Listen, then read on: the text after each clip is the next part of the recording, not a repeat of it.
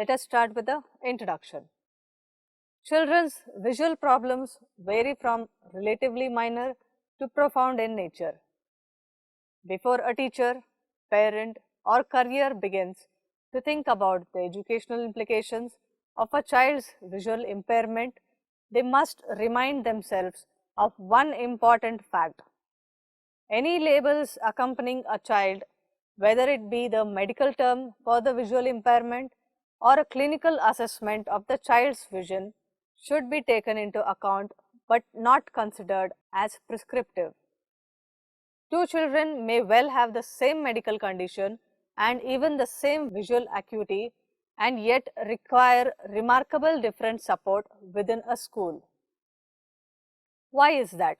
Many factors contribute to a child's ability to see.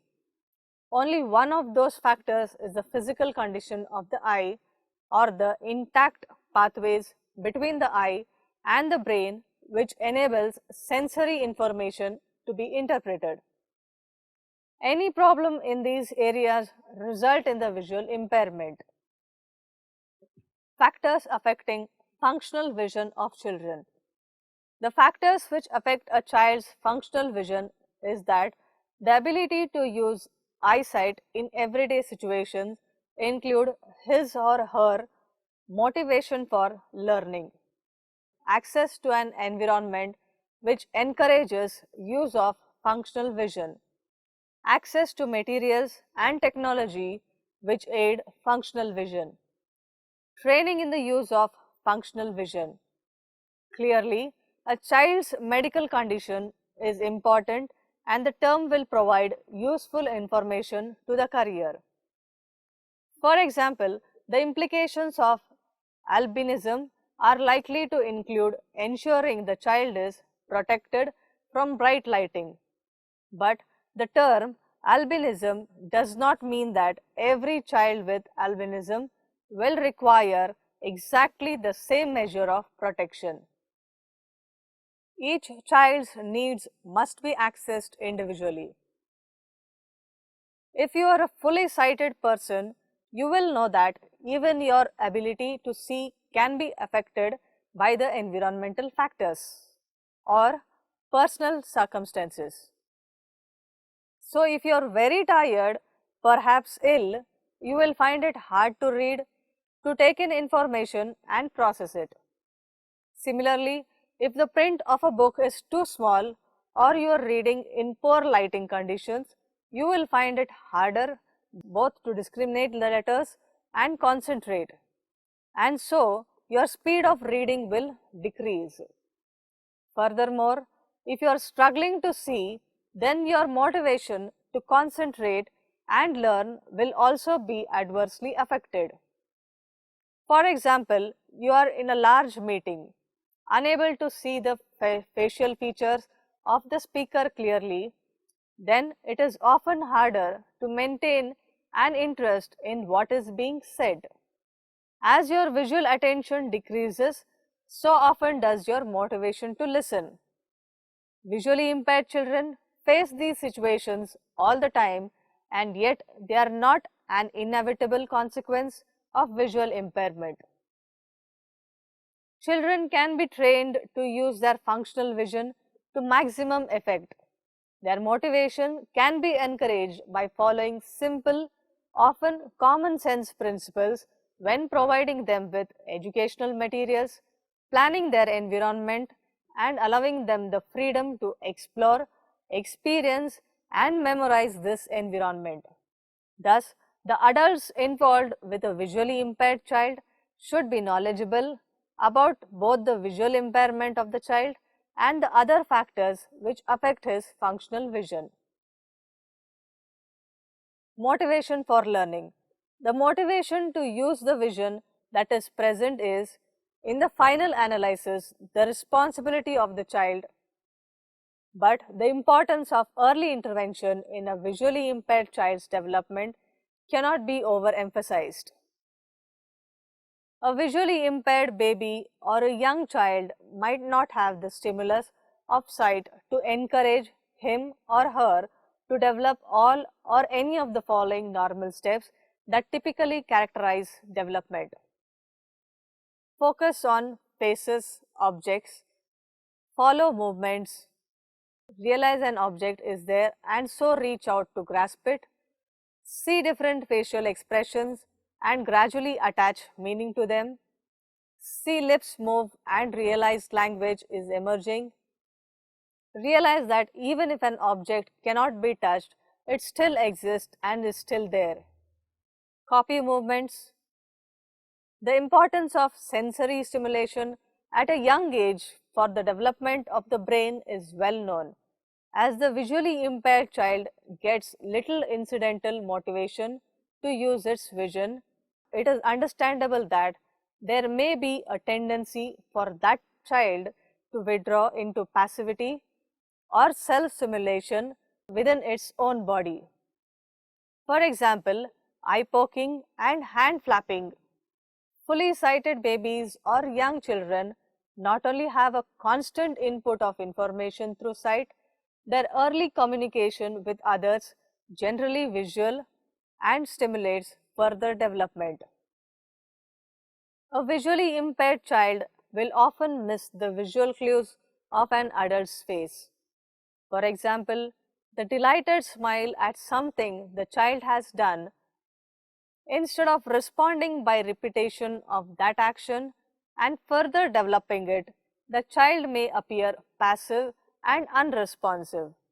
This can in turn discourage the adult from further interaction with the child. It need not be so. However, if the adult is aware of this and instead uses touch or noise to communicate feelings of delight and pleasure. If the adult is also aware of the developmental needs of a sighted child, for example, what stimulates the child to explore and learn, then it is possible to think about how to adapt those principles for a visually impaired child by bringing objects and faces nearer, making objects brighter, providing greater contrast or better lighting, attaching noises to objects, reducing visual crowding, for example, by presenting objects one at a time against a suitable background. We are not talking of expensive specialized resources, but of adapting what already exists for fully sighted children. One excellent source of ideas and explanation for simulating vision is Show Me What My Friends Can See by Songsen and Stiff. As the visually impaired child gets older, the child will need to have objects in the environment explained and pointed out. It will depend on each individual's intellectual ability as well as the nature of their visual impairment as to how often explanations need to be repeated, perhaps once, perhaps several times. Thus, a child with poor distance vision may be told one day that the large red vehicle approaching is a bus. Note that the child will not necessarily know this and will need it pointed out at least once. And also will have to be explored a bus to know what it is. The color, sound and shape of the object will need to be memorized and retrieved by the child to identify a bus at a later stage.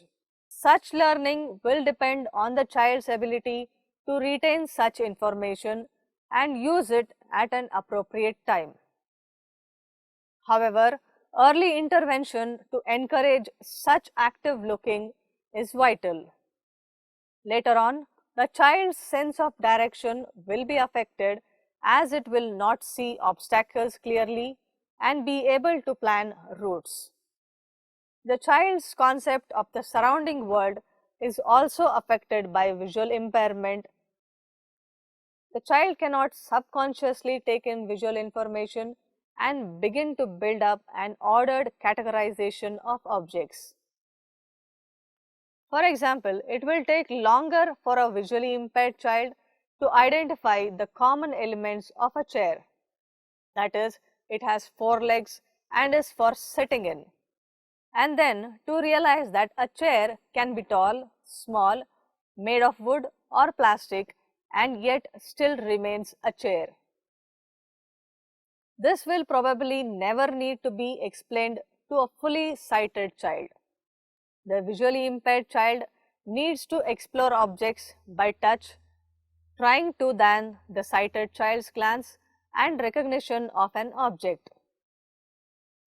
It is important that the career makes no assumptions about a visually impaired child's previous experiences and level of understanding about any subject, but finds out first what has been understood before moving on to the next stage and provides enough time for the child to explore and memorize his environment.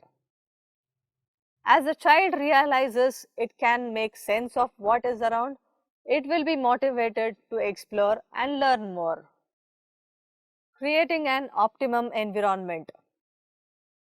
The school or home environment is not usually within the direct control of the visually impaired child, but it may well be possible for the career to adapt to it to provide the best conditions for him.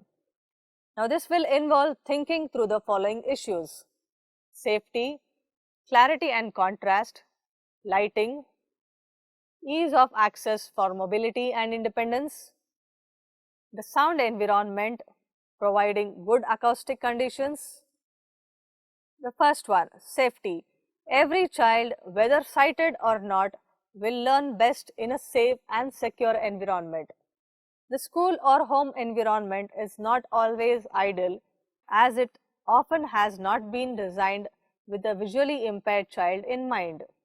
Nevertheless, adaptations can be made and common sense applied to improve it. Make sure that there are clear pathways and routes between areas. Clear pathways will include ensuring there are no projections such as shelves at eye and head level. Be organized in storing materials and resources so that a visually impaired child can find them without having to search in unknown places. An orderly and reasonably predictable environment will greatly enhance a child's confidence and enjoyment in the learning situation. Be aware of such hazards as trailing leads or ill-fitting carpets which might cause the child to trip. Encourage the child to explore his environment and get to learn routes between various places. If a visually impaired child is coming to a new school, it is a good idea if he can visit beforehand during the holidays with a mobility officer and become familiar with the school layout and learn important routes. Second, clarity and contrast. Clarity and contrast are important in relation to printed material. They are as important in the environment. Strong color contrast can greatly aid orientation. Doorways can be outlined in a contrasting color to the rest of the room, as can light switches, power points, etc., which are normally colored to blend in with the room. Contrasting paint along the edges of stairs is an effective means of aiding mobility and making the environment safer. White or yellow color is commonly used. The type of paint used within the room is also important, as different colors reflect different amounts of light. For example, a glossy white will reflect about 80% of the light falling on it, whereas a matte black surface reflects almost no light. As too much light or glare can add to a child's discomfort, this is a factor which should be borne in mind, especially when redecoration is an option. Many classes and schools have labels and notices throughout, providing necessary information for sighted and visually impaired children alike. It need not be a problem to ensure such notices are clearly printed and placed at eye level. As the Royal Institute of Architects recommend, as with many of these measures, they will help the sighted child as much as the visually impaired child. Third, lighting. Each individual will have different lighting needs, and while it may not be possible to change the environmental light, but it is possible to suit task lighting to an individual's needs. Be aware of the fact that bright lighting is not necessarily the best for a visually impaired child. This will depend on his visual condition also. The CIBS stands for Chartered Institute for Building Services. Recommendation for the proper level of illumination for near task is 300 lux for young, fully sighted people. For over 60s, 450 to 600 lux is thought necessary, and for visually impaired people, something over 1000 lux is probably needed. However, as each visually impaired individual will vary, each person's preference should be assessed. It can be helpful to have a light meter to measure light levels in the different areas a visually impaired child may be using or passing through at school and at home. Positioning of task lighting is very important. It can be difficult to find the best position. If placed to the side, the light source can cause unpleasant glare in the peripheral field vision, or the head may block the light and form shadows. However, if the lighting is placed over the text, which is often best, then heat coming from the light can cause problems too. One solution is to use a fluorescent tube. It is cheap, provides diffused light and stays cool also. Ease of access for mobility and independence. Orderly and predictable layouts of classrooms and school enable a visually impaired child to learn routes that remain constant. This builds up confidence and speed in moving about the learning environment. It also means a visually impaired child will be increasingly able to fetch necessary materials and resources independently. The effect of independent mobility on a child's self-esteem can be considerable, and this in turn can benefit learning. Fifth, sound environment. Ensuring good acoustic conditions. A visually impaired child is much more reliant on other senses for input of information than the sighted children, and hearing is the most important of these. It is vital then that the child is not distracted from listening to another person or from his own work by unnecessary background noises. The walls and floors, if covered with sound absorbing acoustic tiles or carpets, will muffle background noise and allow meaningful noise to be more audible. If this is not possible, then try to eliminate as much background noise as possible. For example, from radios.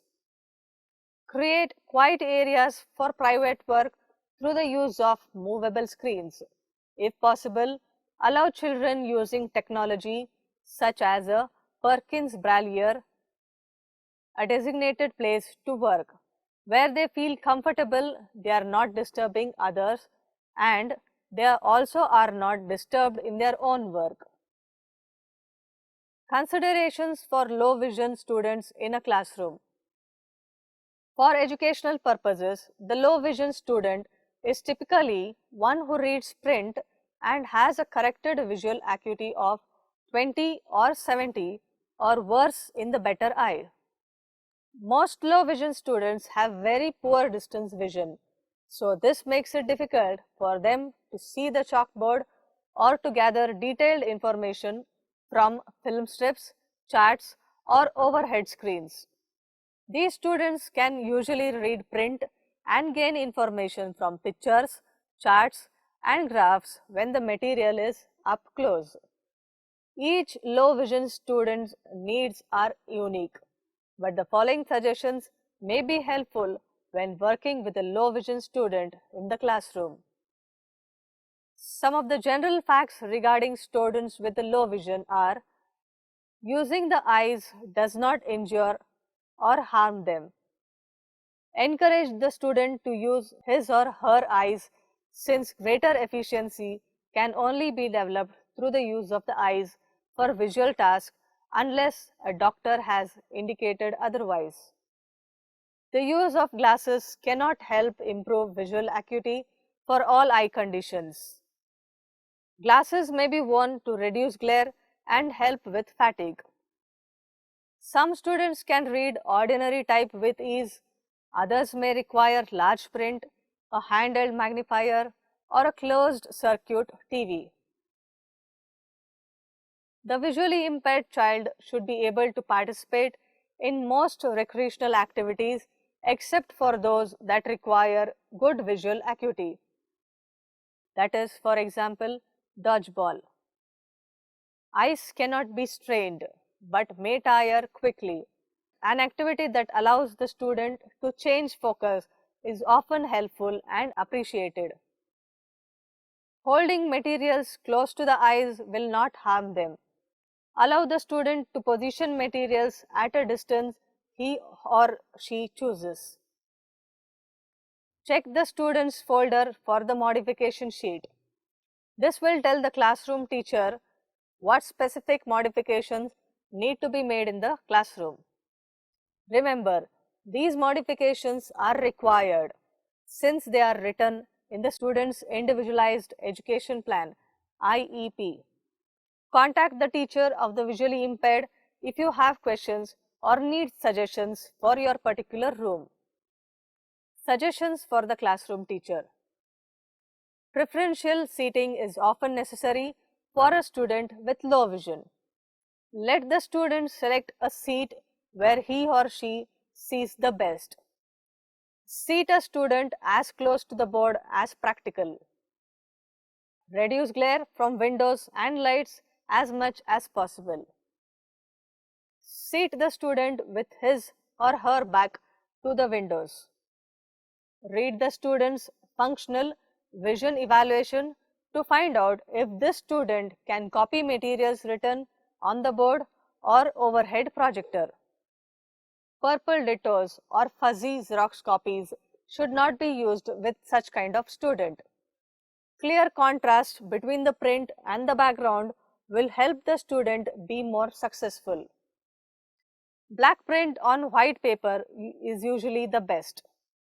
If other modifications are required, they should be contained in the list of modifications handed out at the beginning of the semester and in his or her functional vision evaluation of the special education folder. Contrast, print style, and spacing of letters can be more important than the print. Low vision students may require more time to complete the assignments. Low vision students are usually slow readers because of the visual impairment. Standardized tests that require separate answer sheets may be especially difficult for a student to use. Check the modifications to see what procedure to use. Word games, puzzles, and graphs may be inappropriate for a low vision student. Check with the sixth teacher if you are unsure. Give the student the grade he or she earns. Donating a grade to a student really hinders but does not help the students learn. Storing and using large print materials may be difficult for the student to manage in a classroom. Help the student find a place for books and supplies. Also, a locker may not be accessible if it has a combination lock. Understanding a low vision student. The emotional needs of a low vision student are like those of any other.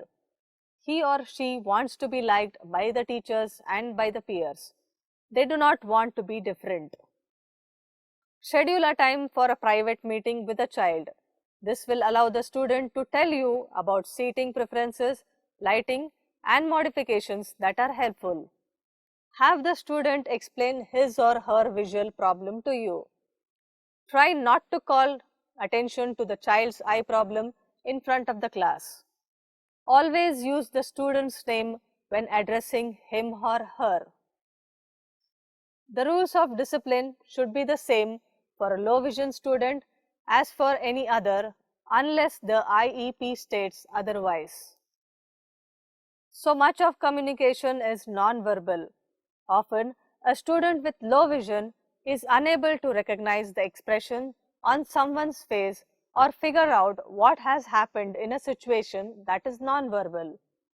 It is helpful if the teacher privately explains the situation to the student with low vision. Be aware of the student's frustration level since so much of learning and school is visual. It is easy for a student with poor acuity to become frustrated. If you notice the student has food or ink on his face or clothes, discreetly tell them. To conclude with, in order for visually impaired children to begin to use their vision most efficiently, they must be encouraged to look properly, to be trained in scanning and search procedures. They should find such training interesting and rewarding, for they might well be too accustomed to not seeing and therefore feel no incentive to look for visual information. Training in these skills should be part of an overall program of learning to use functional vision, which includes all the points, rather than be a tick list of skills to be covered. Training visually impaired children to use their functional vision should be tailored to their individual needs and involve a lot of creative common sense. Observe the child and identify strengths and weakness. Then work out what can be done to overcome any problem that exists. Above all, remember that the child will be in school with all its support systems for only a few years, and the ultimate objective of any training program should be to enable the visually impaired child to cope as well as possible in a world that still makes few allowances for visual impairment. Newspapers will not necessarily be enlarged for her. Obstacles on the pavement may not be removed, and a good training program will have provided the young person with the strategies and confidence to deal with such challenges. Continuing visual assessment on a day-to-day basis is essential. Normally, the first assessment of a visually impaired child will have been carried out by the doctors who diagnosed the visual impairment. It will have included the assessment of near and distance vision, but significantly, the test will have been carried out in clinical conditions. It is important, therefore, that visually impaired children are assessed by teachers of the visually impaired for near and distance vision as described, and that any information gathered is conveyed to others also. As stressed before, the visual acuity and print should be one that the child finds comfortable in normal surroundings rather than the absolute best that can be seen, which is hard to sustain during a whole lesson. However, once an initial assessment has been carried out, it is important that there are regular formal and informal assessment throughout the child's education by teachers of visually impaired children. How often the formal assessment is carried out will depend on the resources of the staff. Once a term is probably a good target.